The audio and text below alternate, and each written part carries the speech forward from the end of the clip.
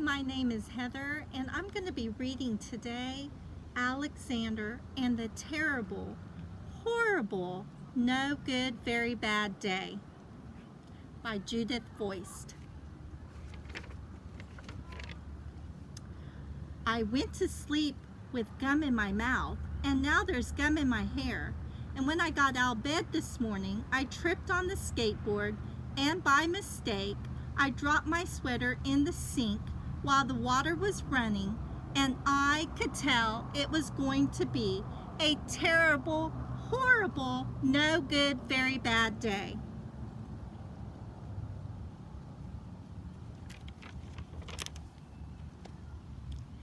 At breakfast, Anthony found a Corvette Stingray car kit in his breakfast cereal box, and Nick found a junior undercover agent code ring in his breakfast cereal box.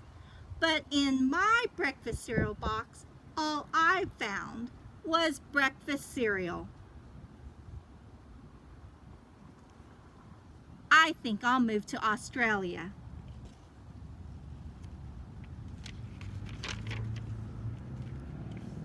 In the carpool, Mrs. Gibson let Becky have a seat by the window.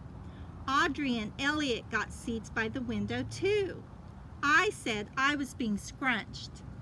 I said I was being smushed. I said if I don't get a seat by the window, I am going to be car sick. No one even answered. I could tell it was going to be a terrible, horrible, no good, very bad day. At school, Miss Dickens likes Paul's picture of the sailboat better than my picture of the invisible castle. At singing time, she said I sang too loud. At counting time, she said I left out 16. Who needs 16? I could tell it was going to be a terrible, horrible, no good, very bad day. I could tell because Paul said I wasn't his best friend anymore. He said that Philip Parker was his best friend, and that Albert Moyo was his next best friend, and that I was only his third best friend. I hope you sit on a tack, I said to Paul. I hope the next time you get a double-decker strawberry ice cream cone and the ice cream cone part falls off the cone part and lands in Australia. There were 2 cupcakes in Philip Parker's lunch bag, and Albert got a Hershey bar with almonds, and Paul's mother gave him a piece of jelly roll that had little coconut sprinkles on the top. Guess whose mother forgot to put in the dessert? It was a terrible, horrible, no good, very bad day.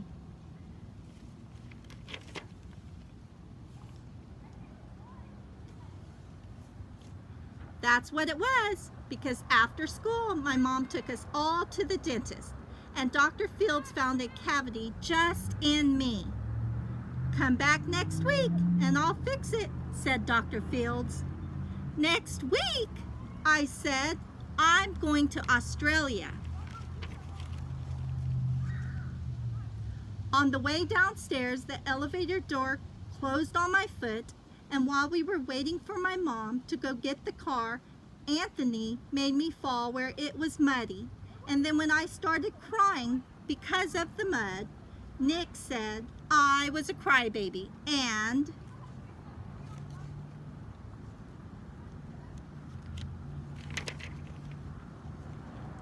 while I was punching Nick for saying crybaby, my mom came back with the car and scolded me for being muddy and fighting. I'm having a terrible, horrible, no good, very bad day. I told everybody. No one even answered.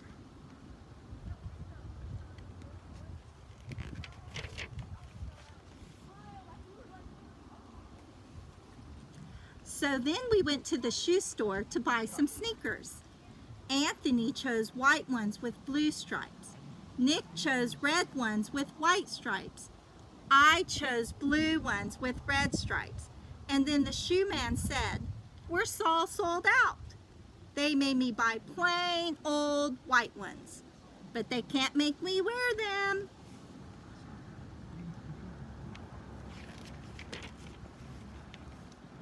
When we picked up my dad at his office, he said I couldn't play with his copying machine, but I forgot.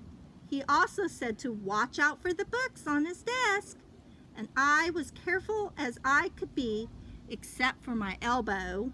He also said, "Don't fool around with this phone," but I think I called Australia. My dad said, "Please don't pick him up anymore."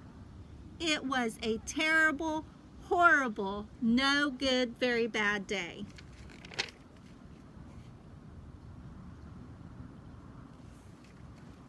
There were lima beans for dinner, and I hate limas.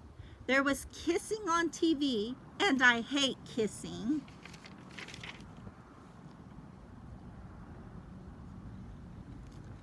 My bath was too hot. I got soap in my eyes. My marble went down the drain, and I had to wear railroad train pajamas. I hate my railroad train pajamas.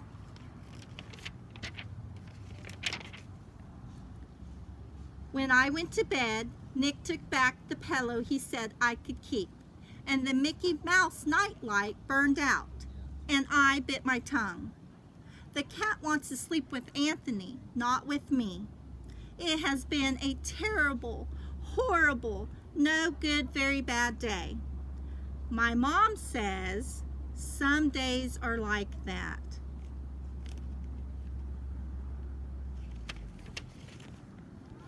Even in Australia. Thanks for joining me today. I post new videos every week.